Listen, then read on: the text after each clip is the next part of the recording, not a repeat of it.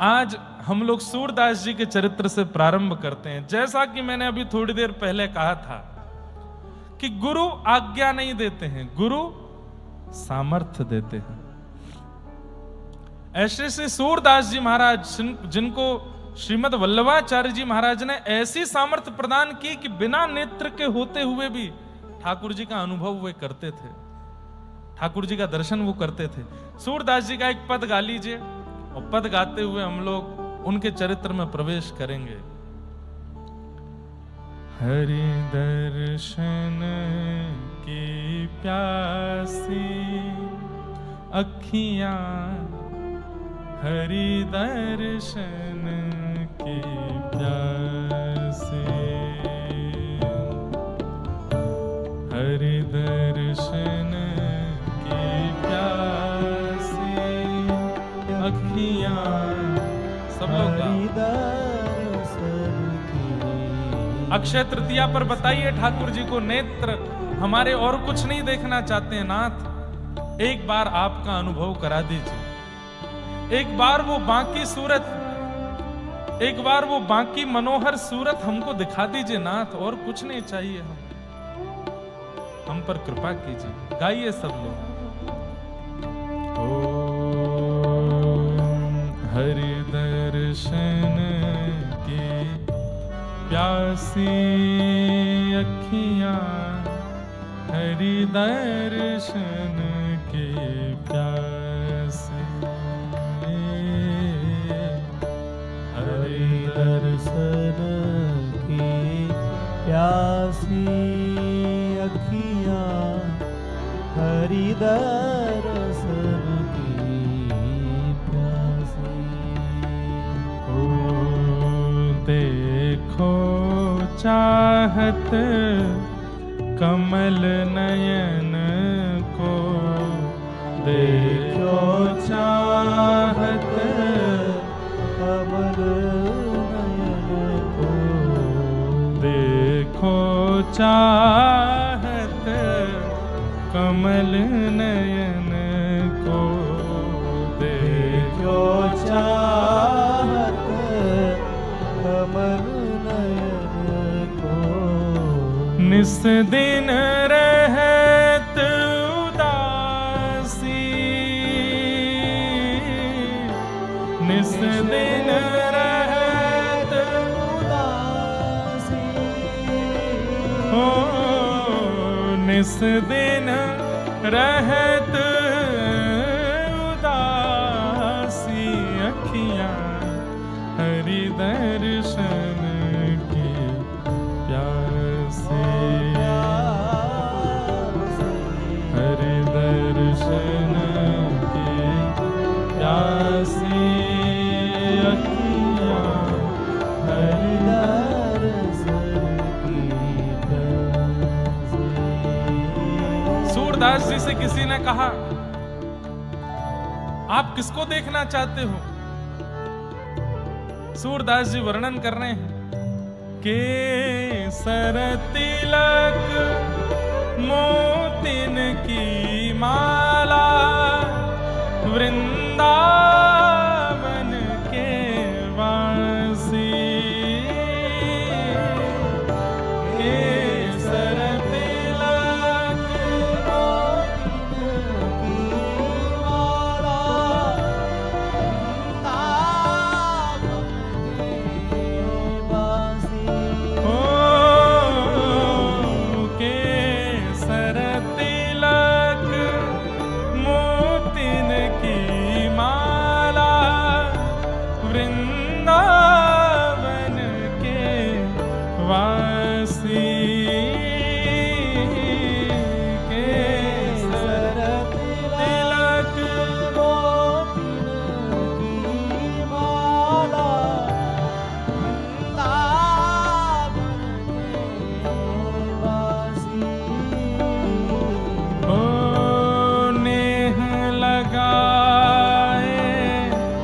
डार गए तृण सम में लगा,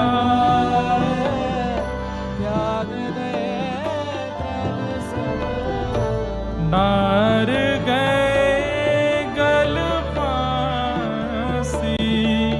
अखियां हरि दर्शन के प्यासे,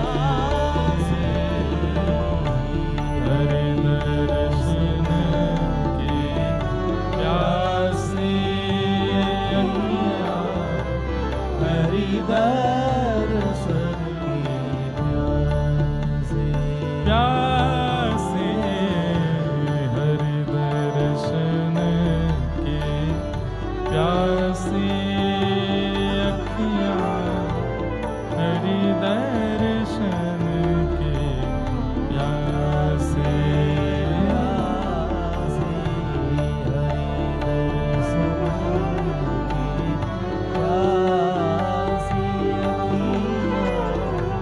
हरि दर्शन की प्यासे। ओ काहू के मन की को जानत लोगन के मन हंसी,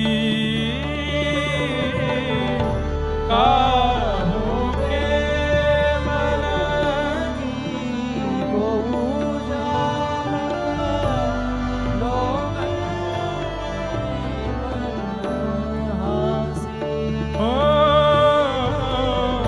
काहू के मन की को जानत लोगन के मन हंसी, काहू के मन की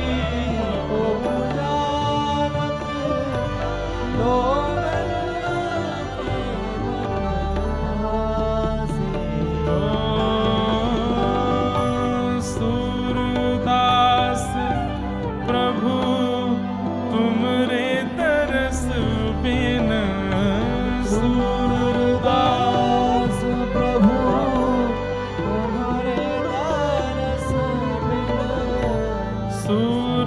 सूरदास प्रभु तुमरे तरस बिन, सूरदास प्रभु तुम्हारे दरस बिन, ले हो करवट काशी, अखियां हरि दर्शन के प्यासे,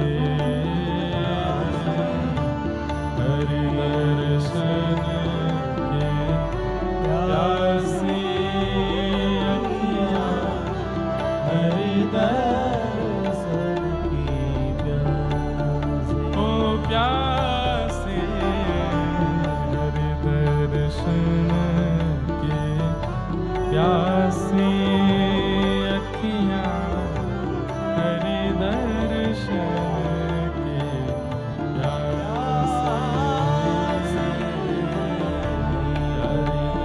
दर्शन की प्यासे,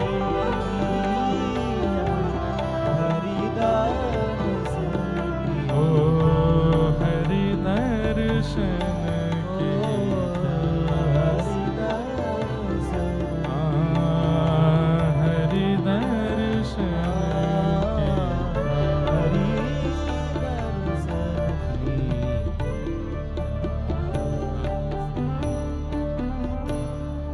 केसर तिलक मोतिन की माला, वृंदावन के वासी, नेह लगाए त्याग गए तृण सम, डार गए गल फांसी, अखियां हरि दर्शन के प्यासे, वृष्णीनां प्रवरो मंत्री कृष्णस्य दयित सखा, शिष्यो बृहस्पतिर्साक्षात् उद्धवो बुद्धिसत्तमः। एक बात निश्चित है, इस संसार में जो भी भक्त आए हैं वो पूर्व में ठाकुर जी के काल में आ चुके हैं और ठाकुर जी ने पुनः उनको फिर भेजा है पुनः भक्ति जागृत करने के लिए इस कलिकाल में। श्री सूरदास जी महाराज अपने पूर्व जन्म में श्री उद्धव जी के अवतार थे, भगवान के परम सखा। वृष्णि नाम प्रवरो मंत्री कृष्णस्य दयित सखा शिष्यो बृहस्पतिर साक्षात उद्धवो बुद्धि सत्तम। श्री उद्धव जी महाराज वही श्री सूरदास जी के रूप में प्रकट हुए हैं। इसके पीछे दो कथाएं आती हैं कि एक कथा तो यह है कि जब उद्धव जी महाराज व्रजमंडल गए और गोपियों से जो प्रेम सुनकर के आए हैं, वह प्रेम सुनने के बाद, सब लोग इधर देखो, ध्यान से सुनिए, ये चरित्र जो अब कहने जा रहे हैं हम 8 सखाओं के, ये आपको करोड़ों में भी नहीं मिलेंगे जो दत्त धाम में मिल रहे हैं। कहने का अभिप्राय ये कि ये बंबई में होंगे तो इतने रस में नहीं होंगे, ये और किसी शहर में होगा इतना रस में नहीं होगा, ये दत्त धाम में होगा तो मुझे निश्चित है कि इसमें कुछ ना कुछ ऐसा जरूर प्राप्त होगा जो भक्ति वर्धक हो। इसलिए ध्यान से सुनिए एक एक शब्द। महाराज जी हम तो सोचते हैं पंचपदी की तरह कथा का भी एक नियम बना दें, जो इधर उधर देख रहा हो उसकी तरफ खड़े हो जाओ, कान पकड़ो थोड़ी देर कान पकड़े खड़े रहो, या फिर व्यास जी के आने के बाद जो कथा में आवे वो कान पकड़ के खड़ा रहे, कम से कम कब तक, जब तक एक श्लोक ना बोल दिया जाए। ये बहुत जल्दी बनाऊंगा महाराज जी नियम में, और ये नियम नासिक का ही नियम रहा। 3 बार कथा कर ली हमने यहाँ पे, कुछ तो लेके जाए यहाँ से, तो ये नियम लेके जाएंगे कि हम 3 की बोल के 4 बजे आए, हमारे लिए नियम नहीं है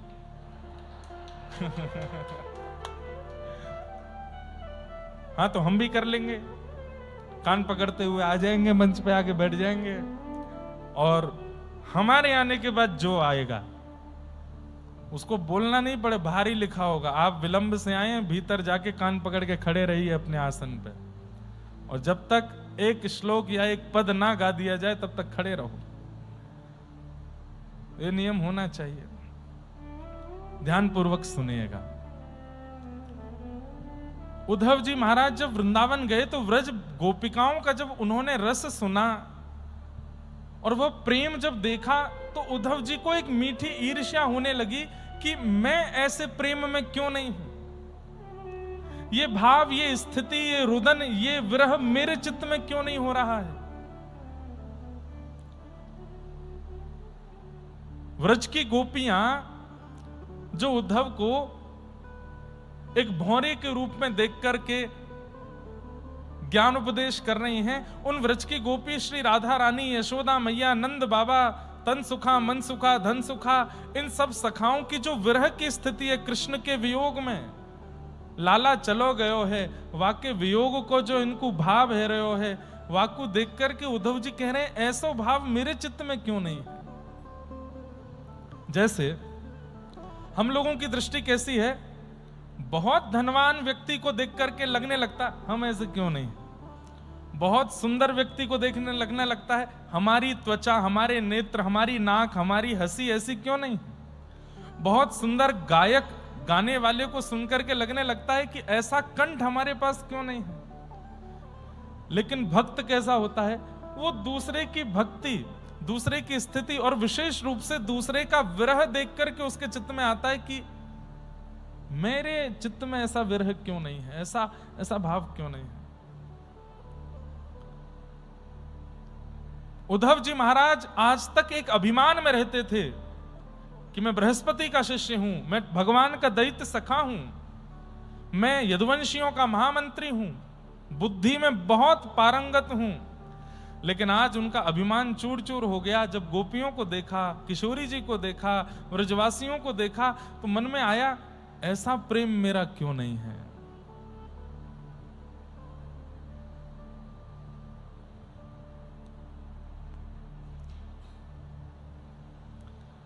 ऊधो मन ना रहे 10-20, हे ऊधो मन ना रहे 10-20, एक हतो सो गयो श्याम संग, एक हतो सो गयो श्याम संग, को राधे को ईस ऊधो मन न रहे दस बेस, ऊधो मन न रहे दस बेस। शिथिल भई सब ही माधो बिन, शिथिल भई सब ही माधो बिन, जथा देह बिन शीश, यथा देह बिन सी। ब्रज की गोपियों की स्थिति कैसी है? जैसे बिना शर का, बिना सिर के शरीर, ऐसे बिना ठाकुर जी के ब्रज की गोपियां हो गई हैं, ब्रजवासी हो गए हैं, कोई अस्तित्व नहीं है। उद्धव समझा रहे हैं, अरे गोपियों, कृष्ण से मन हटा करके कहीं और लगाओ, अपने पत्नी में, अपने बच्चों में लगाओ, पति में लगाओ, परिवार में लगाओ, व्यापार में लगाओ, घर में लगाओ।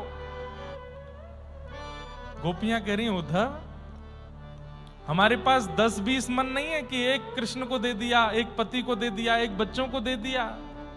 एक हतो सो, एक ही था, गयो श्याम संग, को राधे को ईश ऊधो मन न भय दस बेस। ये तो हम आप सब लोग संसार के हैं, हमारे 20 मन हैं, एक इसको दिया, एक उसको दिया, एक वहां दिया, एक इधर दिया, एक यहां दिया, एक इधर, सब जगह बांट देते हैं। गोपियां कह रही हैं एक ही है, और वो भी श्याम सुंदर ले गया अपने साथ, अब कहां लगाएं इस मन को? श्वासा अटकी रही आशा लगी, जी वही कोटि भरी, श्वासा अटकी रही आशा लगी, जी वही कोटि भरी। तुम तो सखा श्याम सुंदर के, तुम तो सखा श्याम सुंदर के, सकल जोग के ईश, ऊधो मन न रहे दस बेस। ये भी सूरदास जी का ही पद है। सूरदास रसिकन की बत्तियां, पुरवो मन जगदीश। सूरदास रसिकन की बत्तियां, पुरवो मन जगदीश। ऊधो मन न रहे दस बेस। गोपियों की स्थिति देख करके, ब्रजवासियों का ये व्यवहार विचार देख करके उद्धव जी महाराज रोते रोते ठाकुर जी के पास गए और जाकर के कहने लगे, वापस वृंदावन चलो, आप वृंदावन में ही रहिएगा। ठाकुर जी बोले, उद्धव नेत्र बंद करके खोलो। नेत्र बंद किए और फिर खोल करके देखा तो सब ब्रजमंडल वहीं प्रकट हो गया। ठाकुर जी बोले, ब्रजवासी सदा मेरे संग ही रहते हैं उद्धव। तो फिर उद्धव ने कहा, यदि आपके साथ ब्रजवासी रहते हैं, ये सब संयोग हो गया है, मुझे एक वरदान दे दीजिए। बोले, क्या? मैंने जैसे ललिता, विशाखा, तुंग विद्या आदि सखियों को रोते हुए देखा, मैंने जैसे श्री नंद यशोदा को रुदन करते हुए देखा, मैं जैसे सब गोपियों को रुदन करते हुए और श्री जी को विरह गाते हुए देख रहा था, मैं चाहता हूं कि कलिकाल में मैं भी जन्मूं और इन गोपियों के सब रस को, इन ब्रजवासियों के रस को मैं गाऊं। मैं गाना चाहता हूं, मैं रोना चाहता हूं। मुझे वरदान दो कि मैं कलिकाल में ऐसा भक्त बन के आऊं जो इन ब्रजवासियों के रस को गा सकूं। ठाकुर जी बोले, तथास्तु, कलिकाल में तुम हमारे परम भक्त सूरदास बनोगे। नेत्रहीन है सूरदास, नेत्र नहीं है। लेकिन ब्रजवासियों को गाया, ब्रज के रस को गाया है सूरदास जी। एक कथा यह है, और एक कथा यह है कि सखियों ने इनको श्राप दे दिया था। ठाकुर जी के निकुंज में प्रवेश कर रहे थे, सखियों ने रोका, नहीं माने तो सखियों ने श्राप दे दिया कि जाओ तुम नेत्रहीन हो जाओगे। इसलिए कलिकाल में उद्धव जी महाराज सूरदास बन के आए। पर हमको ये कथा इतनी ज्यादा मन को भाती नहीं, वो वाली कथा भाती है कि सूरदास जी के मन में आया मुझे गाना है। अच्छा, अब ये चरित्र आजकल 2 दिन तो चलेगा, बहुत बड़ा चरित्र है, लेकिन एक बात मैं पहले ही बता दूं कि सूरदास जी की 1.25 लाख पद रचना की इच्छा थी। वो 1.25 लाख पद लिखना चाहते थे, जिसमें से केवल 1 लाख पूरे हुए थे और सूरदास जी भगवत धाम को प्रस्थान कर गए। शेष 25,000 पद ठाकुर जी ने लिखे। ठाकुर जी ने प्रकट होकर के सूरदास जी के शेष 25,000 पद लिखे। उनमें अंतर कैसे पता चलता है? तो जिन पदों में सूरदास छाप आती हो, जैसे अभी हमने पद गाया, सूरदास रसकन की बत्तियां पूर्वों मन जगदीश, समझो ये सूरदास ने लिखा है। लेकिन जहां आ जाए शूर श्याम तो समझ जाइयो ये ठाकुर जी ने लिखा है। ठाकुर जी 25,000 पद रचनाएं पूरी करके गए सूरदास जी की। ऐसे श्री सूरदास, तो आओ उनका सुंदर पावन चरित्र सुनते हैं। भैरव सिही गांव है दिल्ली वृंदावन के बीच में, जहां पर सूरदास जी का जन्म हुआ। थोड़ा धीमा रखो, बहुत ध्यान से सुनिएगा। सारस्वत ब्राह्मण कुल में आपका जन्म हुआ। आपके माता पिता जो थे वो बहुत ज्यादा धनवान नहीं थे, धनाढ्य नहीं थे। विशेष रूप से दंपतियों की इच्छा होती है कि हमारे घर ऐसा बालक जन्म ले जो कालांतर में आगे चल के धन का वर्धन करे। अब इनके माता पिता वैसे ही विचार कर रहे थे कि हे नाथ, हम लोगों के यहाँ भोजन पानी की व्यवस्था तो होती नहीं है, पत्नी जो है वो गर्भवती है, कम से कम ऐसी संतान तो हो जो कमा करके सब घर को व्यवस्थित करे। सब लोग बहुत ध्यान से सुनना। सूरदास जी के चरित्र में एक विलक्षणता और एक थोड़ी सी आश्चर्यचकितता ये भी है, इनके माता पिता अनुकूल नहीं थे। हमारे शास्त्रों में कहा जाता है माता पिता को प्रणाम करो, वो अति श्रेष्ठ हैं, अति पवित्र हैं। हम भी अपने व्यास मंच से कहते हैं। लेकिन श्रीमद् भागवत में एक श्लोक में कहा जाता है गुरुर न शस्यात् स्वजनो न शस्यात् दैवम न शस्यात्। वहां कहा जाता है उसका त्याग उचित है जो भगवत मिलन में बाधा बने। अभी 21 तारीख को संभवतः आद्य गुरु शंकराचार्य जी की जयंती है। उस दिन शंकराचार्य जी का चरित्र भी सुनेंगे हम लोग। अपनी मां से आज्ञा मांगते रहे कि मुझे वन में जाने दो, मुझे अब त्याग करने दो घर का, नहीं छोड़ती थी मोह के कारण। एक बार नदी स्नान करने के लिए गए तो एक मगरमच्छ ने चरण पकड़ लिया। आकर के मां ने खूब निकालने का प्रयास किया लेकिन नहीं निकल पाए। तो उस स्थिति में मगरमच्छ पैर पकड़ा बैठा है, रक्त मंडित हो गई है नदी और मां खींच रही है। उस समय शंकराचार्य भगवान कहते हैं मां ये मुझे नहीं छोड़ेगा, आज मेरा वध कर देगा, आज मैं जीवित नहीं बचूंगा। अरे अरे मेरा बालक कैसे भी बचाओ। बोले मां एक शर्त पे बच जाऊंगा। बोले क्या? मुझे सन्यास की आज्ञा दे दो, आज्ञा दे दो कि तू घर से जा सकता है। मैं जिस काम के लिए पृथ्वी पर आया हूं वो करने के लिए मुझे घर छोड़ना पड़ेगा। अगर आप ये आज्ञा मुझे दे देंगे तो ये मुझे छोड़ देगा। एक तरफ नदी एक तरफ खाई, नहीं तो ग्राह खींच रहा है और यदि ग्राह छोड़ भी दे तो ये घर से चला जाएगा, किसी भी रूप में मेरे पास तो रहना नहीं। लेकिन कम से कम ये तो रहे कि मेरा पुत्र है, कहीं बैठा है, मैं इसी में ही प्रसन्न रहूंगी। ठीक है मैं आज्ञा देती हूं, वचन देती हूं, तू सन्यास ले लेना। और जैसे ये बात कही ग्राह ने मुख खोल करके छोड़ दिया। सब लीला थी। प्रणाम करके अपनी मां को प्रस्थान कर गए। परसों हम 21 तारीख को सुनाऊंगा शंकराचार्य जी का चरित्र, बहुत सुंदर है। तो गरीब ब्राह्मण परिवार में सूरदास जी का जन्म हुआ।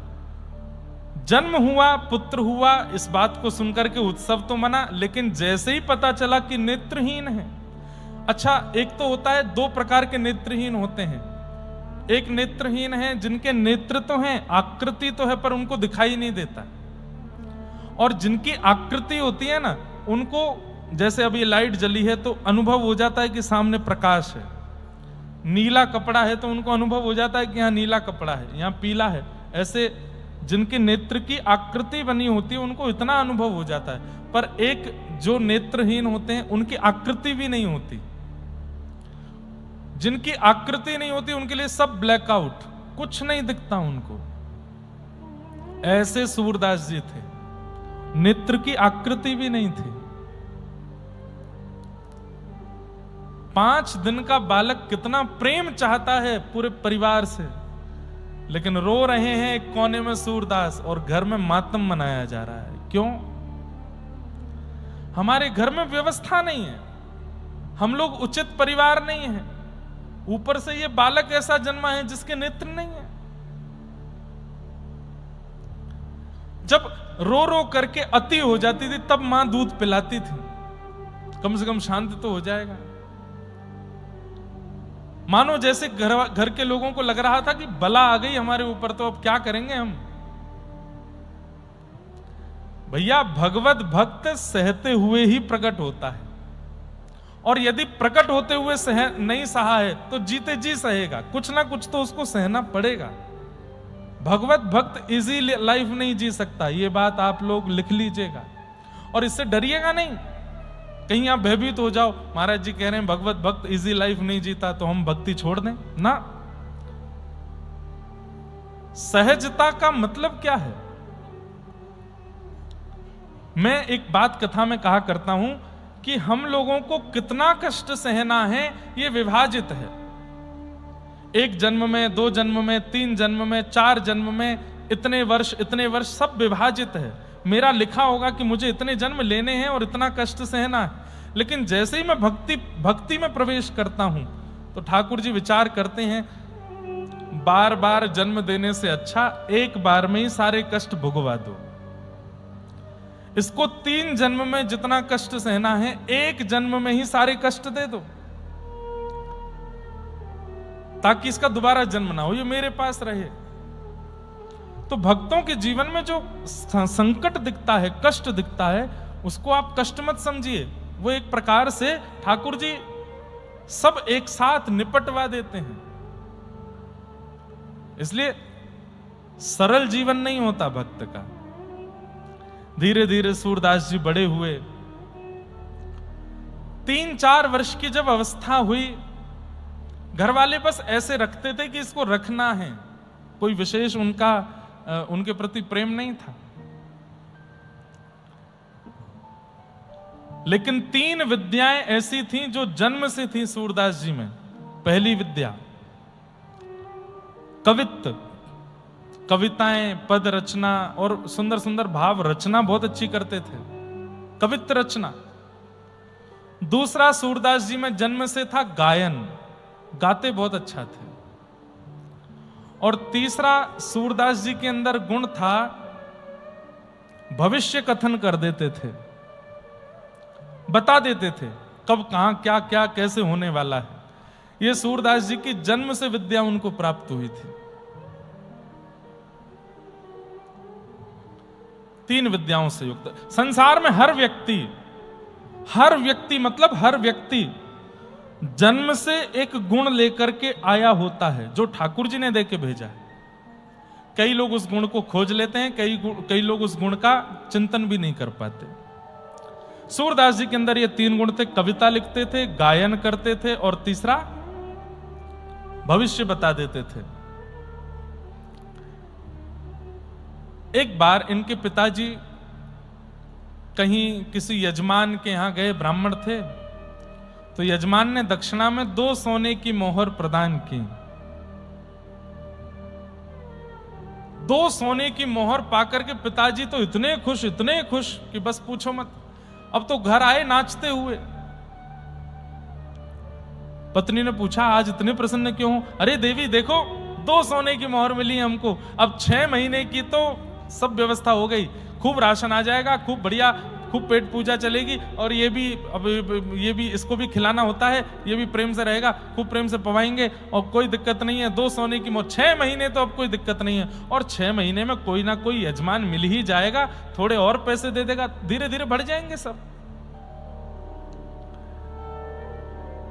पिताजी ने दोनों सोने की मोहर एक कपड़े में बांध करके एक स्थान पर रख दी। स्थान भी नहीं था, 2 ईंटों के बीच में थोड़ी जगह थी, वहां रख दी।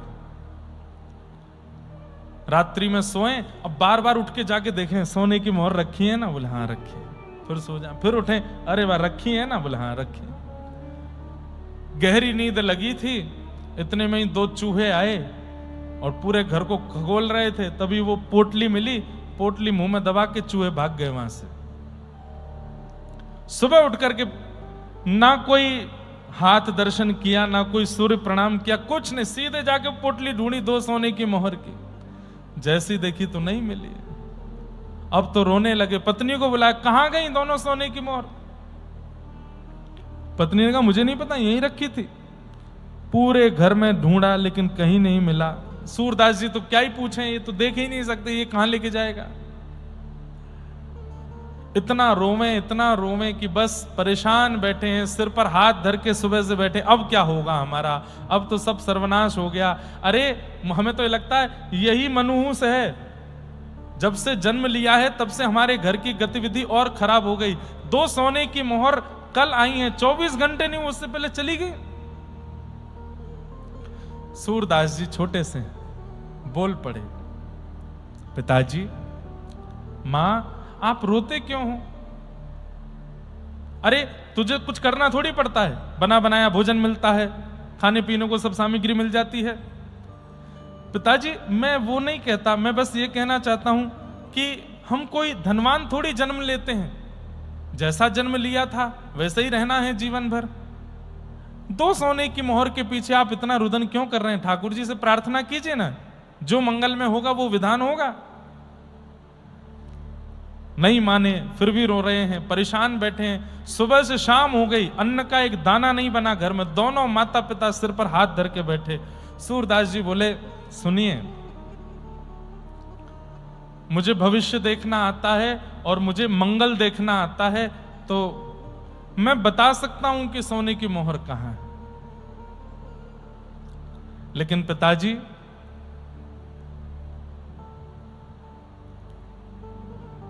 क्या? सोने की मोहर बता तो दूंगा, लेकिन फिर मैं यहां नहीं रहूंगा, मैं चला जाऊंगा घर से। माता पिता बोले, तू चला जाना, जहां तेरा मन हो तू चला जाना, तू बस बता सोने की मोहर कहां है। सूरदास जी ने तुरंत एक स्थान पर बैठ करके ध्यान लगाया, बता दिया। रात्रि 2 चूहे आए थे, पोटली को ले गए, दांतों से कुतुर दी है। एक सोने की मोहर तो यहां से सीधे जाएंगे, तालाब के पास एक पेड़ के नीचे पड़ी है, और एक सोने की मोहर उससे भी आगे थोड़ा जाएंगे, वहां पड़ी है, आप ढूंढ लीजिए। पिताजी दौड़ करके गए, जाके देखा तो दोनों सोने की मोहर मिल गई। लेकर के घर आ गए, फिर से खुश हो गए। पत्नी से देखो मिल गई, अब इनको संभाल के रखना। सूरदास जी अपनी लाठी ढूंढ रहे थे, नेत्रहीन है। ए सूरदास, कहां जाओगे अब तुम? चलो, ऐसे नहीं करते, अब बोल दिया था हमने ऐसे, अब कोई बात नहीं, रहो तुम यहीं रहो घर पर। नहीं पिताजी, मैंने कहा था कि मैं चला जाऊंगा, अब मैं जाता हूं। अरे माता पिता हैं, थोड़ा बोल देते हैं, इतना बुरा मानने वाली क्या, रुको घर पे। सूरदास जी बोले, अच्छा मैं रुक जाऊं? बोले हाँ। लेकिन पिताजी एक बात सुनो। बोले क्या? अगर मैं रुका तो ये सोने की मोहर फिर चली जाएंगी। जैसे ही कहा कि फिर चली जाएंगी, तो माता पिता कुछ बोले नहीं, मौन हो गए दोनों। सूरदास जी ने थोड़ी देर देखा, जब कुछ नहीं बोले, मंद मंद मुस्काते हुए अपनी लाठी लेकर के निकल गए। पिताजी ने आवाज भी नहीं लगाई पीछे से, कुछ खाके तो जाओ। मां ने एक बार भी नहीं कहा कि कुछ वस्त्र तो ले जाओ। और सूरदास जी जा रहे हैं, नेत्रों से अश्रु गिर रहे हैं, और तब जीवन में पहली बार सूरदास जी ने एक पद गाया, सुनेरी मैंने निर्बल के बलराम, सुनेरी मैंने निर्बल के बलराम। अरे सूरदास अपने आप को समझा रहे हैं, तू परेशान क्यों होता है? संसार में कोई अनाथ नहीं है। नाथ तू अनाथ को अनाथ कौन मोसो, मोह समान आरत नहीं, आरत हर तो। संसार में कोई अनाथ नहीं होता। जिसने शरीर दिया है, जिसने मन बुद्धि दी है, जिसने हाथ पैर दिए हैं, कान दिए हैं, जीव दी है, बस नेत्र ही तो नहीं दिए। अरे मुझे जन्म दे करके भेजा है, नेत्रहीन बना के भेजा, कोई तो कारण होगा। मैं बेवजह तो नहीं आया हूं संसार में, किसी कारण से तो भेजा होगा। और नहीं है माता पिता तो क्या हो गया?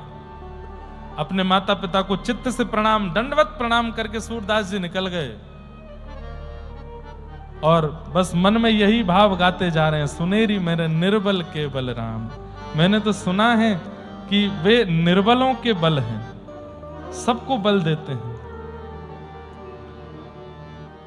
सुनेरी मैंने निर्बल के बलराम, सुनेरी मैंने निर्बल के बलराम, सुनेरी मैंने निर्बल के बलराम, सुनेरी मैंने निर्बल के बलराम। जब लग गज बल अपनों बर त्यो, जब लग गज बल अपनों। थोड़ा समझने का प्रयास कीजिएगा। यहां पर गजेंद्र मोक्ष का स्मरण कर रहे हैं सूरदास जी। जब लग गज बल अपनों बर त्यो, जग लग गज बल अपनों नेक सरयो नहीं काम, नेक सरयो नहीं। जब गजेंद्र अपना बल लगा रहा था तब मगरमच्छ उसके पैर को तनिक भी नहीं छोड़ रहा था, बिल्कुल नहीं निकाल पा रहा था। 10 दिनों तक खड़ा रहा सरोवर के अंदर, लेकिन वो गज अपनी रक्षा नहीं कर पाया। लेकिन जैसे ही निर्बल है बलराम पुकारो, निर्बल है बलराम हे, निर्बल है बलराम पुकारो, निर्बल तब ओ आए आधे नाम, ओ आए। महाराज जी यहाँ आधे नाम पे 2 बातें कही जाती हैं। हमारे रसिक जन कहते हैं आए आधे नाम मतलब, एक बात तो कही जाती है कि जब गजेंद्र ने स्तुति गाई, किसी भी भगवान का नाम नहीं बोला, सब देवता आकाश में खड़े हैं, रक्षा करने के लिए तैयार हैं, लेकिन जा कोई नहीं रहा है। क्यों? किसी का नाम नहीं बोला। तब ठाकुर जी ने गरुण जी को बुलाया और गरुण पर बैठ करके गजेंद्र की रक्षा करने के लिए जाने लगे तो लक्ष्मी ने पूछा कहां जा रहे हैं? तो हमारे यहां कहते हैं हा कहे वैकुंठ में, कहते थे कि हाथी की रक्षा करने जा रहा हूं, तो हा कहे वैकुंठ में, और था बोलते बोलते तो पहुंच गए ठाकुर जी उसके पास। आए आधे नाम, हाथी मतलब हाथ ही बोलने में एक क्षण लगता है, इतने हाँ बोले वैकुंठ में, था बोलते बोलते तो पहुंच गए उसके पास, आए आधे नाम। और इसमें दूसरा अर्थ बताया जाता है, नारायण खिलगुरो भगवन नमस्ते। गजेंद्र मोक्ष में अंत में गजेंद्र कहता, हे नारायण अखिल गुरु ब्रह्मांड नायक, मेरी रक्षा करो।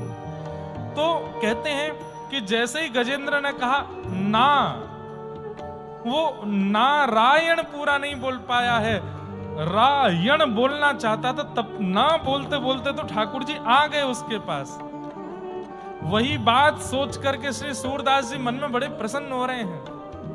निर्बल है बलराम पुकारो, निर्बल है बलराम पुकारो, तब आए आधे नाम हो,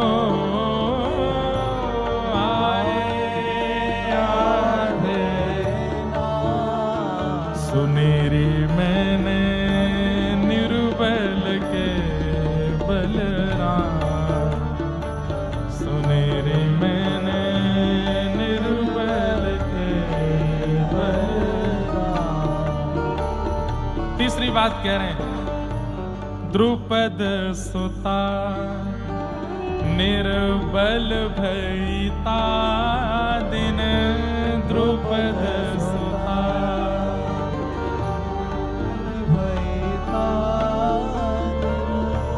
तज आए निज धाम,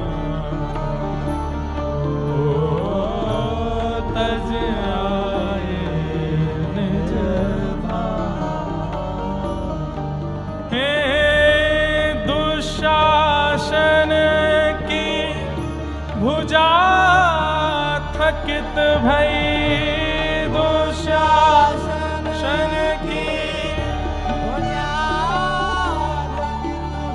हे दुशासन की भुजा थकित भई, दुशासन की भुजा थकित भई, तब बसन रूप भय श्याम,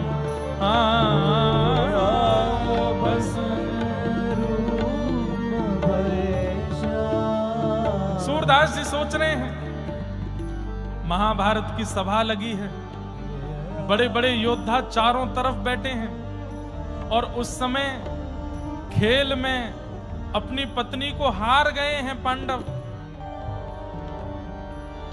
द्रौपदी जो अपने बड़ों के सामने इतनी लज्जा करती है, कभी नजर उठा के नहीं देखती, उसको उसके वस्त्र के पल्लू को खींच के उसको लाया गया सभा में।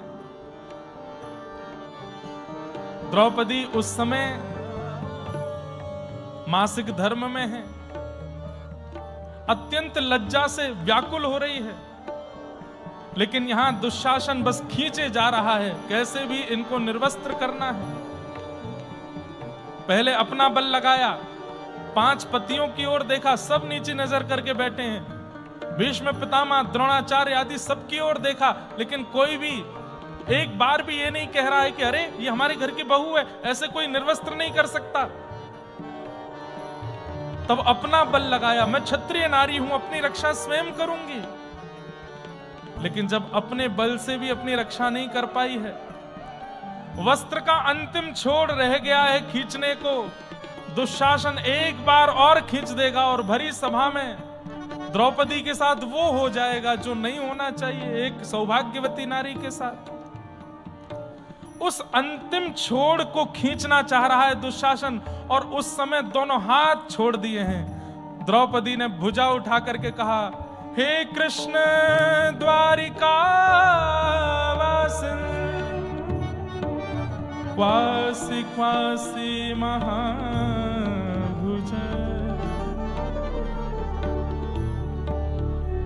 हे कृष्ण कहां हो आप? ये कौरव आपकी बहन को निर्वस्त्र कर रहे हैं, आपको नहीं दिख रहा?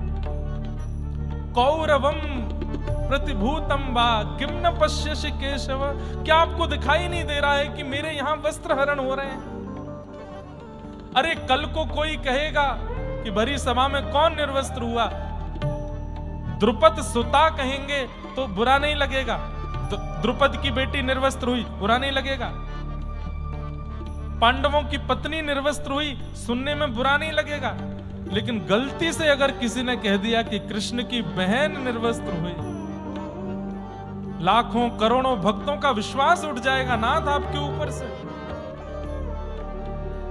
दोनों भुजा उठा करके जब कृष्ण कृष्ण कृष्ण द्वारिकावासिन क्वासी क्वासी कहां हो नाथ मेरी रक्षा करो। उसी समय बैठे हैं द्वारिकाधीश अपनी द्वारिकापुरी में और ये सब क्रिया चल रही है इंद्रप्रस्थ में। एक क्षण के लिए ठाकुर जी स्तब्ध हो गए और उसी समय अंतर ध्यान होकर के पहुंच गए हैं और उस भरी सभा में जैसे ही जाकर के देखा बस अंतिम छोड़ खींच ही रहा है, निर्वस्त्र होने वाली है द्रुपद सुता। उसी समय वस्त्र रूप धारण करके ठाकुर जी प्रकट हो गए। खींचत खींचत खींचत दो भुज हारे, खींचते खींचते दुशासन की दोनों भुजाएं हार गईं। वशन रूप भय साम, वस्त्र बन करके आ गए। द्रुपद सुता को वहां पर निर्लज्जता का अनुभव नहीं करने दिया श्याम सुंदर ने। कितने कृपालु हैं, कितने दयालु हैं। आज सूरदास जी कह रहे हैं मेरे माता पिता ने मुझे छोड़ दिया। द्रुपद सुता निर्बल भयता दिन, द्रुपद सुता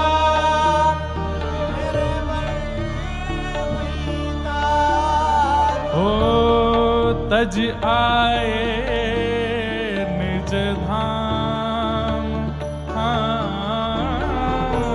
तज आए निज धाम। सुनेरी मैंने निर्बल के बलराम, सुनेरी मैंने निर्बल के बलराम, सुनेरी मैंने निर्बल के बलराम, सुनेरी मैंने निर्बल के। और अंतिम पंक्ति में सूरदास जी कहते हैं अप बल तप बल और बाहु बल, अप बल तप बल और बाहु बल, चौथो है बलराम।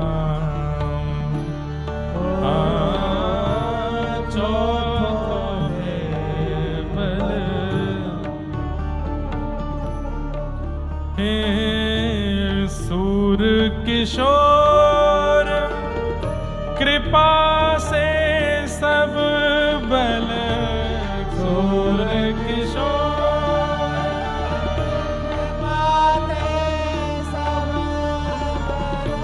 सूर किशोर कृपा से सब बल, सूर किशोर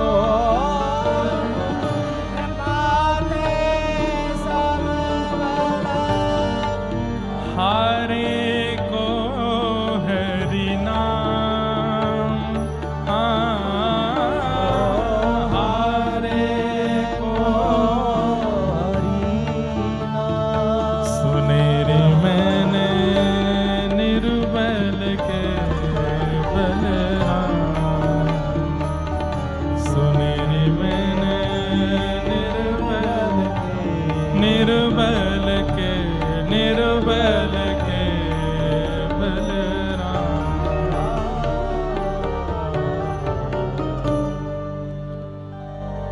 सूर किशोर कृपाते सब बल, हारे को हरि नाम।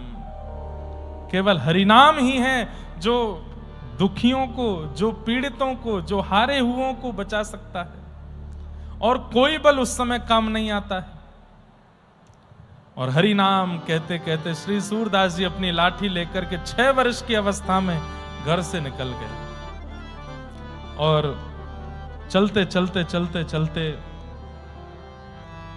आप दूसरे गांव में पहुंचे। वहां जाकर के रात्रि हो गई, एक पेड़ के नीचे रहे। तभी वहां एक जमींदार, आज की डेट में कहें तो बहुत धनवान प्रॉपर्टी डीलर टाइप कोई व्यक्ति, बड़ा दुखी हारा वहीं से निकल रहा था। सूरदास जी महाराज बैठे थे। छोटे से बालक के रूप में सूरदास जी को देख करके उसने कहा, आप कहां से हैं, कौन हैं? बताया, मैं वहां से हूं, ये हैं। तुम क्यों इतने दुखी हो? बोले कि मेरी 10 गैया खो गई हैं। 10 गाय थी मेरी, पता नहीं चरने गई थी, लौट के नहीं आई हैं। हे भगवान, आप कृपा करके अगर कुछ अनुग्रह कर दें, क्योंकि आप नेत्रहीन है, पर ध्यान में बैठे थे तो मुझे लग रहा था कि भाई साधु महात्मा जानते हैं, बताना, आप बता दीजिए मेरी गैया कहां होगी। आप यदि बता देंगे तो उनमें से 5 गाय मैं आपको दे दूंगा। सूरदास जी महाराज बोले, हमको गैया नहीं चाहिए, लेकिन हम बता देते हैं, पास के एक गांव में एक घुड़साल है, वहां तुम्हारी 10 गैया हैं, जाओ ले आओ। गए, दौड़ करके देखा तो वहां घुड़साल में 10 गैया लेकर के आए। तो उस जमींदार ने कहा कि भाई ये तो बहुत अच्छे महात्मा हैं। उसने कहा, भगवान आप गैया तो ले नहीं रहे, पर कुछ कृपा कर दो मुझ पर। बोले, क्या कृपा करें? बोले, आप मुझे सेवा दे दीजिए, मैं आपकी झोंपड़ी बनवा दूं आपको रहने सहने के लिए। बोले कि वो तुम्हारी इच्छा। उसी पेड़ के नीचे एक सुंदर झोंपड़ी बनवा दी, उसमें सूरदास जी रहने लगे। और उस जमींदार ने जाकर के पूरे गांव में हल्ला मचा दिया। बोले, क्या? बोले, वो भविष्य बताते हैं वो तो। अब तो सूरदास जी के पास अगले दिन 5 लोग आ गए, उसके अगले दिन 1 2 10-20 लोग आ गए, फिर 50-60 लोग आ गए। अब तो भीड़ इतनी, आगे पीछे लोग घेरे बैठे रहते हैं। कोई कहे मेरी बेटी का ब्याह कब होगा, कोई कहे मेरा ये काम कब होगा, मेरी गैया दूध नहीं दे रही, कब से देना शुरू करेगी, कृपा करके बता दो। सूरदास जी सबको बता मैं। कोई आगे पूछता, भाई उम्र 40 साल हो गई, ब्याह नहीं हो रहा है, कुछ बता दो। सूरदास जी कहे, तुम ऐसे ही मरोगे, ब्याह नहीं होगा तुम्हारा। अरे थोड़ा देख लीजिए, पास के गांव से एक समाचार आया तो है, वो राजी तो हो गई है। बोले कि वो राजी तुम्हारे लिए नहीं हुई है, तुम्हारी संपत्ति के लिए हुई है। सब बता देते स्पष्ट।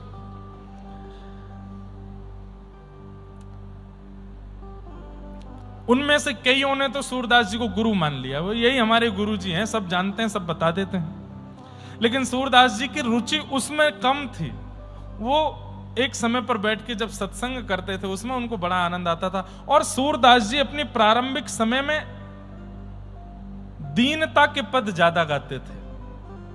ठाकुर जी परब्रह्म है, हम सब दीन हैं, हम सब सेवक हैं, हम सब उनके दास हैं, ऐसे पद उन्होंने ज्यादा गाए। लेकिन 18 वर्ष की अवस्था हो गई। एक दिन बैठे थे और अचानक से पता नहीं क्यों रात्रि में अपनी कुटिया के बाहर निकल के देखा तो जहां तक देखें लोग बाग, भीड़ ही भीड़, और सब ऐसे ही सो रहे हैं। किसी को गद्दा नहीं मिला तो ऐसे ही सो गए। छोटे छोटे बच्चे रो रहे हैं, उनको कम अपने हृदय से लगा के माताएं सो रही। किस लिए? सुबह 4 बजे सूरदास जी बाहर निकलेंगे, नहाने जाएंगे, तो बीच रास्ते में हम पूछ लेंगे हमारा ये काम कैसे बनेगा, तो चलते फिरते भी बता देते थे। सूरदास जी बोले, इनमें से एक भी भक्ति युक्त होने के लिए, ज्ञान युक्त होने के लिए नहीं आया है, सब चमत्कार के पीछे आए हैं। तो सूरदास जी बोले, सुबह होने दो। सुबह हुई, जैसे ही ब्रह्म मुहूर्त हुआ, सूरदास जी कुटिया के बाहर आके बैठे। हजारों लाखों लोग चारों ओर, सब जय जयकार कर लें, सूरदास जी की जय हो, सूरदास जी की जय हो। पहले उनको सूरदास ने सूर स्वामी कहा जाता, सूर स्वामी की जय हो। सूरदास जी बोले, सब लोग शांति रखो, हम एक घोषणा करने वाले हैं, सब लोग ध्यान से सुनना। क्या घोषणा करेंगे? सब बिल्कुल सुई गिर जाए तो आवाज आ जाए, इतनी शांति में सुनने। सूरदास जी बोले, आज के बाद हम भविष्य कथन नहीं करेंगे। हमको कल रात्रि में कुछ आज्ञा हुई भगवान की, और हम आज के बाद किसी को कुछ नहीं बताएंगे। भविष्य बताना आज से बंद। सब एक दूसरे, तो फिर क्या करोगे? बोले, यहां बैठ के भजन करेंगे और शाम को 1 घंटा प्रवचन करेंगे, जिसको आना है आओ। 10 लोग भी नहीं रहे, सब चले गए। जितने थे सब वहां से लौट लौट के चले गए। 10 वो लोग रुक गए जिनको सूरदास जी के प्रवचन में आस्था थी, और लाखों लोग वो चले गए जो केवल चमत्कार के लिए रुके हुए थे। सूरदास जी प्रसन्न हो गए, बोले बस जितना कम सामान रहेगा उतना सफर आसान रहेगा। बढ़िया है, जीवन के इस सफर में जितनी कम बोझ लेकर के चलेंगे बढ़िया। ये क्या चमत्कार का हमने अपने ऊपर ले रखा था, छोड़ छाड़ दिया, सब नहीं बताएंगे। अब 10 ही लोग रह गए। सूरदास जी बोले ये है संसार की वास्तविकता। आप काम के हो तो आपके पीछे सब हैं, और आप किसी काम के नहीं हो तो कोई नहीं है। 10 लोग बचे। सूरदास जी बोले भैया तुमको चमत्कार से किंचित भी अगर लोभ हो तो पहले ही बता दो। बोले कुछ नहीं है महाराज। बोले तो चलो हमारे साथ, और निकल पड़े महाराज। चलते चलते पहुंच गए श्री गौ घाट, यमुना जी के तट पर, मथुरा व्रजमंडल में आ गए।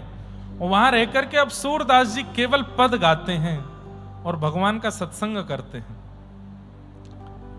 10-15 साल ऐसे ही निकल गए। अब एक बहुत ध्यान से सुनने वाली बातें हैं। बहुत छोटे छोटे प्रसंग में बहुत कुछ अनुभूतियां होती। सूरदास जी की अवस्था लगभग 35 वर्ष की हो गई, लेकिन आज सूरदास जी के मन में आया कि मेरे अंदर भक्ति तो आ गई, मेरे अंदर भजन तो आ गया, ज्ञान तो आ गया, प्रेम नहीं आया। मैंने सुना है कि यहां बैठ करके लोग कथा सुनते हैं, प्रवचन सुनते हैं, नेत्र सजल हो जाते हैं, उनके नेत्रों से अश्रु गिरने लगता है। मेरी ये अवस्था तो अभी तक नहीं बनी। क्यों नहीं बनी? गुरु नहीं आए मेरे जीवन में। मेरे जीवन में गुरु नहीं आए। एक बात कहें बंधुओं, बहुत कम अवस्था में गुरु मिल जाएं ऐसी भावना मत रखिए। प्रारंभिक भजन केवल इसलिए कीजिए कि मुझे गुरु मिल जाएं, और गुरु मिलने के बाद जो भजन होगा वो ठाकुर जी की प्राप्ति के लिए होगा। प्रारंभिक भजन तो गुरु प्राप्ति के लिए हो। अभी जो भजन चल रहा है वो किस लिए हो कि मुझे मेरे जीवन के गुरु मिलें। पहले भजन से गुरु मिलें, गुरु मिलने के बाद गोविंद मिलें। 35 वर्ष बाद आज सूरदास जी विचलित हो गए और मन में सोचने लगे मेरे गुरु नहीं है। मेरे गुरु कौन है? मेरे आचार्य कौन होंगे? मेरे नाथ कौन है? मेरे स्वामी कौन है? यमुना जी से प्रार्थना करने लगे, व्रज से प्रार्थना करने लगे, रजरानी से प्रार्थना करने लगे, मेरे जीवन के सदगुरु भेजिए मेरे पास। और बस अब तो यही व्याकुलता है कि गुरु मिलें, गुरु मिलें, गुरु मिलें। सुन ली उनकी पुकार। श्रीमद् वल्लभाचार्य महाप्रभु भारत भ्रमण करते हुए जैसे ही व्रजमंडल आए, पूरे व्रज में जय जयकार चल रही थी। हजारों लोग उनके आगे पीछे जय जयकार करते हुए चलते थे। श्री कृष्ण शरणम मम की गूंज हो रही थी। पास के गौ घाट के ऊपर श्री वल्लभाचार्य महाप्रभु आए। हल्ला हल्ला सुन करके श्री सूरदास जी महाराज ने कहा भैया इतना शोरगुल है, बाहर इतने सारे लोग, ये किस लिए हैं? बोले अरे श्रीमन महाप्रभु श्री वल्लभाचार्य महाप्रभु पधारे हैं, उनके शिष्य आदि आए। बस वल्लभाचार्य नाम सुनते ही मानो जैसे परम शांति का अनुभव होने लगा। सूरदास जी को ऐसे लगने लगा जैसे अत्यंत प्यासे को जल पिला दिया गया हो। मन में इच्छा हुई, अभी ये इच्छा नहीं हुई कि यही मेरे गुरु हैं, मन में केवल इच्छा हुई कि इनका इतना नाम मैंने सुना है, इतना इनका यश है, और सबसे बड़ी बात वो केवल भक्ति पर प्रवचन करते हैं और उनकी कथा सुन के, प्रवचन सुन के लोग भक्त बन जाते हैं। भैया कोई हमें दर्शन करा लाओ। गांव के लोग बोले, सब लोग इधर देखो, ध्यान से सुनो। हाँ लाली क्या चाहिए? कहां को आ रही हो भगवती? जय हो जय हो। अनसुईया मैया हैं, दत्त प्रभु ने भेजे, जाओ मैया आप ही वंदन कर आओ व्यासपीठ को। क्या बता रहा था मैं? कहां चल रही थी कथा? अच्छा हम बोले जा रहे हैं, आपको समझ तो आ रही है ना? सबको हिंदी समझ आती है ना? यहां पे 2 बार कथा कर चुके हैं हम पहले भी। हमको पता है, लेकिन फिर भी कई लोग ऐसे हैं जो मराठी ही बोलते हैं या संस्कृत ही बोलते हैं। सबको हिंदी समझ आ रही? हाथ ऊपर करके एक बार बता दो। हाँ ठीक है, ठीक, बस। मास कथा में हम रोज परीक्षा लेते थे, रोज लोग लिख लिख करके लाते थे 24 गुरुओं के ऊपर। इस बार भी महाराज जी से आज्ञा लेके कुछ परीक्षा जैसी करते हैं, और पूछने पर जो उत्तर नहीं देगा उसको कान पकड़ के खड़ा होना पड़ेगा थोड़ी देर, ठीक है? कथा में प्रारंभ के 10 मिनट केवल प्रश्नोत्तर करेंगे, ठीक है? और रैंडमली ऐसे उठा के, हाँ भाई तुम उठो बताओ, ध्यान से सुनना कल कहीं आपका नंबर नहीं आ जाए। भाई कभी कभी ऐसे ही सुनानी पड़ती है कथाएं ताकि भक्ति चित्त में आवे। ध्यान से सुनो। तो सूरदास जी महाराज किसी से बोले, भैया वल्लभाचार्य जी आए, गौ घाट पे बैठे, हमें दर्शन करा लाओ। तो गांव का कोई व्यक्ति बोला, अरे आपको दिखता तो है नहीं, लाठी पकड़ के चलते हो, इतनी भीड़ भाड़ है वहां पर। और वैसे भी सूरदास जी बुरा मत मानियो, ब्रजभाषी तो ब्रजभाषा ऐसे ही बोल देते हैं, ब्रजवासी लोग ऐसे ही बोल देते हैं। बोले आपको दिखाई तो देवे ना है, कहा देखोगे वल्लभाचार्य जी में, आंखन के आगे कछु दिखे तो है ना है। जैसी स्थिति यहाँ कुटिया में वैसी माए व्यवहारी है, दिखना तो कछु है ना, यहीं बैठे रहो। तो सूरदास जी के नेत्र सजल हो गए, अरे पागल, मैं उनको नहीं देख पाऊंगा पर वो तो मुझे देख लेंगे ना, वो तो मुझे देख लेंगे, उनकी दृष्टि तो एक बार मुझ पे पड़ जाएगी। और उनकी दृष्टि पड़ गई, गुरु दृष्टि पड़ गई, यही तो हम चाहिए। चल ले चल मोकू। और सूरदास जी लिए लाठी हाथ में चले गए वल्लभाचार्य महाप्रभु का दर्शन करने। बंधुओं, वल्लभाचार्य जी कौन है? भगवान के मुख के अवतार है। श्री ठाकुर जी के मुख की इच्छा हुई कि मेरा इतना वर्णन सबने किया, मैं भी तो इसको देखूं ये कैसा है। तब भगवान का मुख ही श्रीमद् वल्लभाचार्य जी के रूप में प्रकट हुआ। सोचिए, भगवान के अंग प्रत्यंगों को भी इच्छा हो जाती है कि हम भी तो अपना अनुभव करें। कितना सुंदर है भगवान का मुख। वही श्रीमद् वल्लभाचार्य जी के रूप में प्रकट हुए।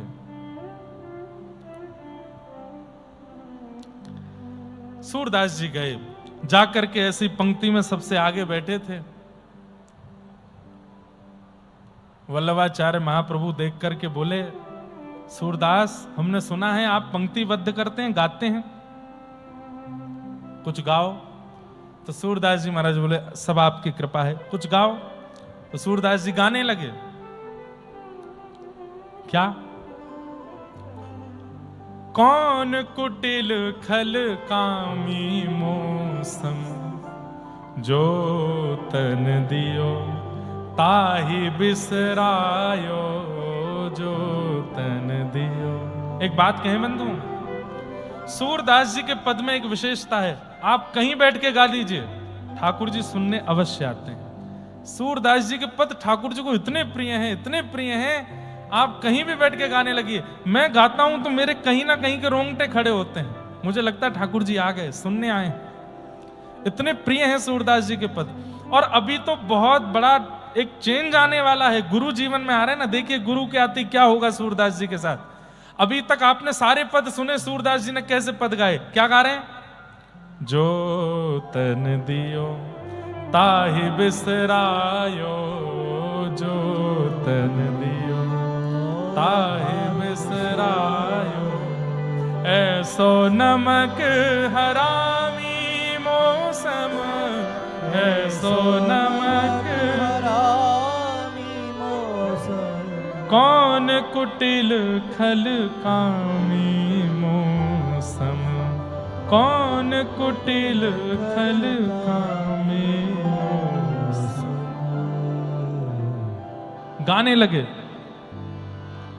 भर भर उदर विषय को धावो, भर भर उदर विषय को धावो, जैसे सूकर ग्रामी ग्रामी, जैसे सूकर ग्रामी, हरिजन छाणी हरि विमुखन की हरिजन छाड़ी, हरि विमुखन की निस दिन करत गुलामी गुलामी।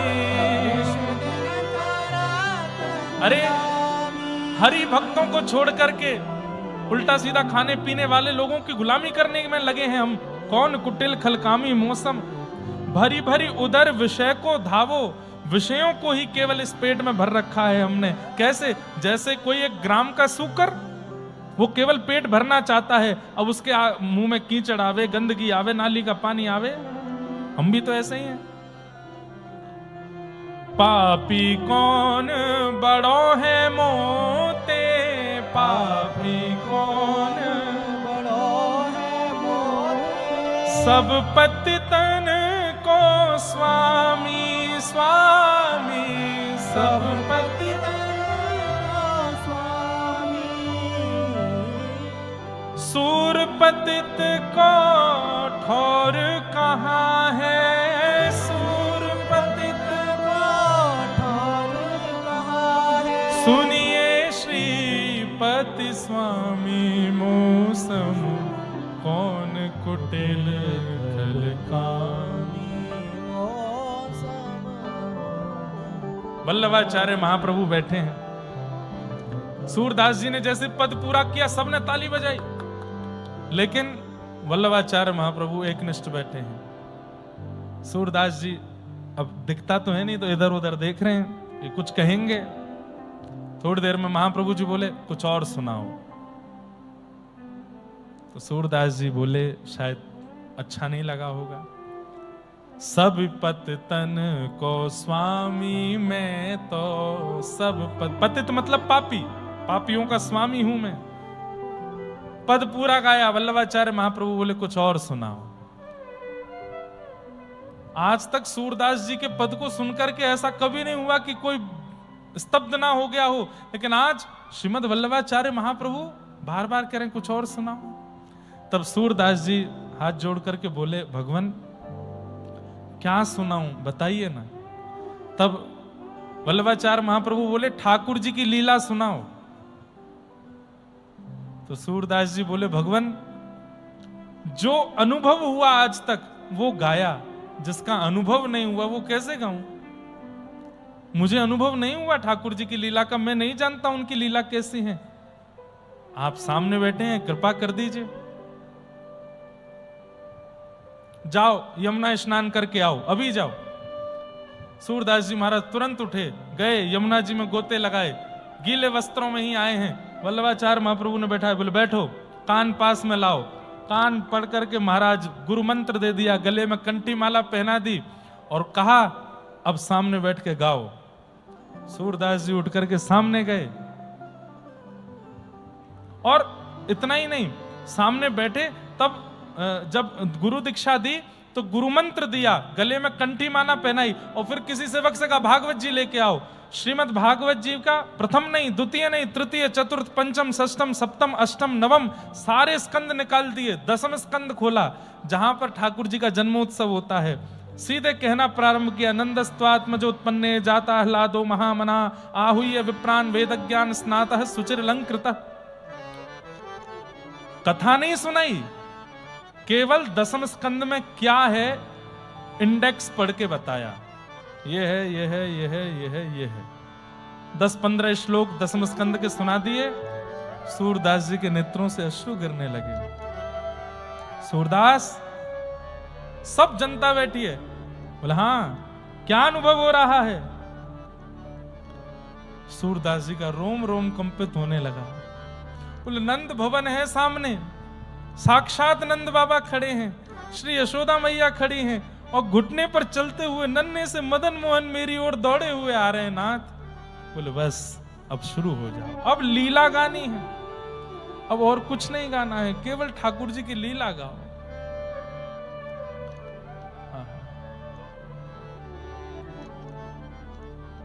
सूरदास जी महाराज अब लीला गा रहे हैं और महाराज जी सबसे पहली लीला इतनी सुंदर गाई सूरदास जी ने। दीक्षा होते ही क्या दिख रहा है? जब गोदावरी मैया आई है अनसुईया के बाद, जय हो। क्या चाहिए है? टॉफी नहीं है यहां पर?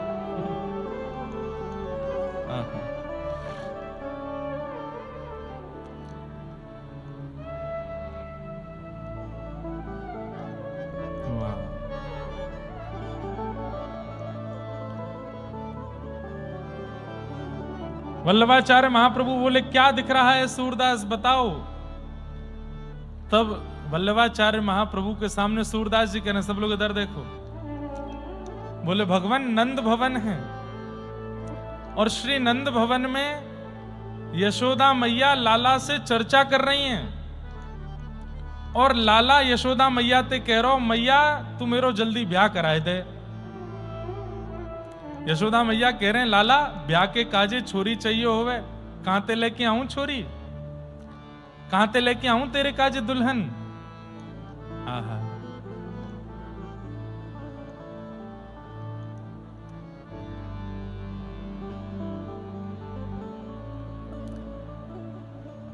सूरदास जी कह रहे हैं कि यशोदा मैया ठाकुर जी से कह रही है, कहां से लेके आऊं तेरे काजे लाली।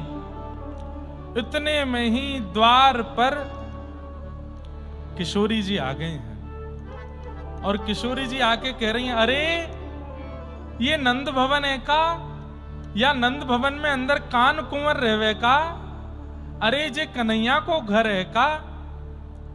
यशोदा मैया ने जैसी आवाज सुनी, अरे ये नंद भवन के द्वार थे, ये इतनी प्यारी सी भाषा में, इतनी सुमधुर वाणी में कौन बोल रहा है।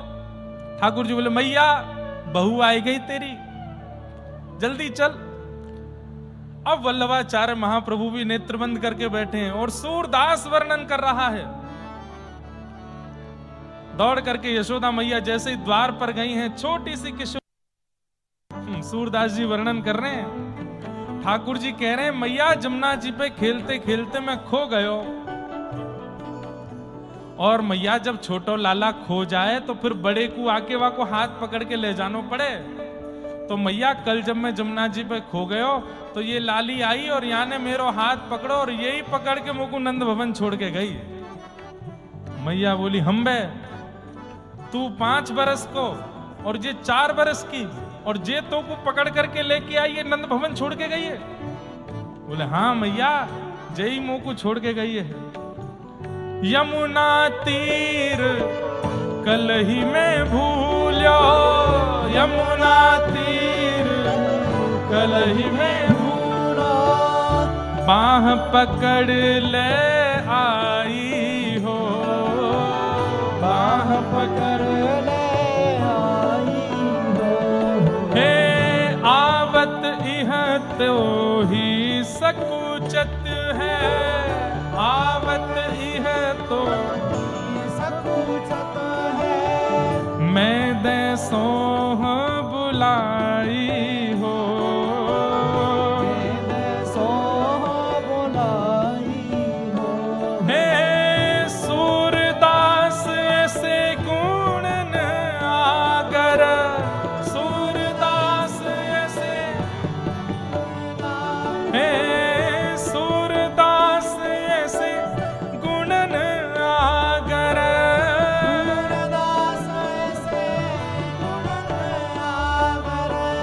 नागरी बहुत रिझाई हो, नागरी बहुत रिझाई हो।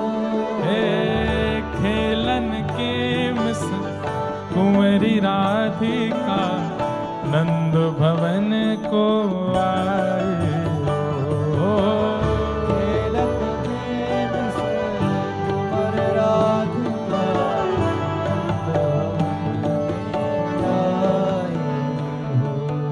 ठाकुर जी बता रहे, मैया कल मुझको यही लेके आई नंद भवन, अब या को रास्ता पता चल गया तो या मारे आई है। आप तो बहुत डर रही है मैया, या हमारे चुपचाप खड़ी है तो या के बदले मैं बोल रही हूं।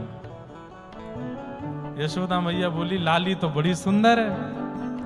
कान में ठाकुर जी बोले, मैया यही तो मेरा ब्याह करा दे, अब ही करा दे मैया। मैया बोली, ऐसे ब्याह ना होयो करे, पहले माता पिता ते आज्ञा लेनी होवे। अब ये सब लीला सूरदास जी सामने बैठ के बोल रहे हैं और श्री वल्लभाचार्य महाप्रभु नेत्रों से अश्रु गिर रहे हैं, श्रवण कर रहे हैं। फिर क्या हुआ सूर? अरे फिर का भयो? अरे देखो तो गुरुदेव भगवान, क्या दिख रहा है? बोले क्या दिख रहा? हे यशोमती राधा कुंवर सवारती, यशोमती राधा कुंवर सवारती। वल्लभाचार्य जी बोले ब्याह हो रहा है कि नहीं हो रहा? बोले ब्याह नहीं हो रहा है। बोले तो रोका हो रहा है, संबंध पक्का हो रहा है।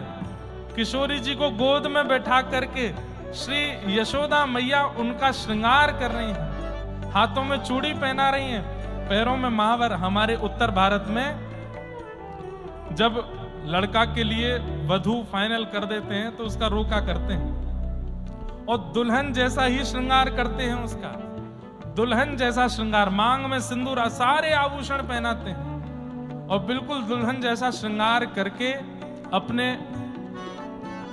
पुत्र के बगल में बैठा देते हैं और फिर दोनों का संबंध पक्का कर दिया जाता है। तो ऐसे ही श्री यशोदा मैया ने मांग पारी बेनीजू सवारती, गूथन सुंदर भांति, गौर भाल बिंदु बदन मनु, इंदु प्रात रचि कांति, सारी चीर नई फरिया ले अपने हाथ बनाई, आंचल सो मुख पोंछ अंग सब आप ही ले पहराई, तिल चावर बतासे मेवा दिए कुंवरी की गोद, सूरदास राधा तनु चितवत, जशुमति मन तन मोद। किशोरी जी की गोद भराई कर दी और खूब सारी सामग्री दे करके और पक्की कर दी है। श्री यशोदा जी ने संबंध पक्का कर दिया है। और ये भाव सुनकर के आहा, सब ब्रजवासी आनंदित हो रहे हैं। सुनने वाले जितने भी वैष्णव वहां बैठे हैं, सब सूरदास जी की जय जयकार कर रहे हैं। ये तो पहली बार ऐसा अनुभव हुआ कि दीक्षा प्राप्त होते ही, आज तक जिस कथा को नहीं सुना, आज तक जिस लीला का अनुभव नहीं किया, उस लीला का अनुभव श्री सूरदास जी महाराज को वहीं बैठे बैठे होने लगा है। बोलो सद्गुरुदेव भगवान की, श्री सूरदास जी महाराज की, श्री वल्लभाचार्य महाप्रभु की। ठाकुर जी की मधुर लीलाओं का अनुभव श्री वल्लभाचार्य महाप्रभु के कृपा से सूरदास जी को होने लगा। सूरदास जी महाराज ने अब वल्लभाचार्य महाप्रभु से कहा कि भगवान अब एक कृपा कर दो। बोले क्या? 35 वर्ष की अवस्था में आपने भगवत अनुभव कराया, अब शेष जीवन आपके साथ ही रहना है, आप अपने साथ ले चलो। और पहली बार श्री महाप्रभु वल्लभाचार्य जी, सूरदास जी और हजारों शिष्य थे, सबके सहित उनको लेकर के गोकुल आए। और गोकुल में श्री सूरदास जी ने पहली बार नवनीत प्रियालाल जी का दर्शन किया, जो आज भी नाथ द्वार में विराजमान है। श्रीनाथ जी के बिल्कुल बगल वाले मंदिर में विराजते हैं नवनीत प्रिया जी।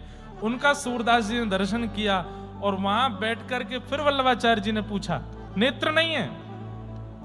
नेत्र नहीं है सूरदास जी के? वल्लभाचार्य महाप्रभु ने कहा, सामने नवनीत प्रियालाल बैठे हैं, बताओ कैसी झांकी है। अब इस संदर्भ में सूरदास जी क्या कह